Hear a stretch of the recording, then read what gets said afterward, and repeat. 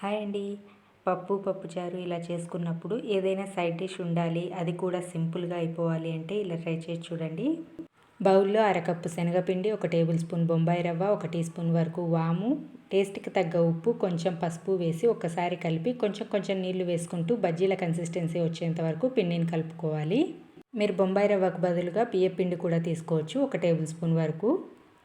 ఇప్పుడు కావాల్సినన్ని పచ్చిమిర్చి తీసుకొని ఇలా కాట్లు పెట్టుకోవాలి. కావాలంటే గింజలు తీసుకోవచ్చు. ఇవి కొంచెం చప్పగానే ఉన్నాయి, అందుకే నేను గింజలు తీయట్లేదు.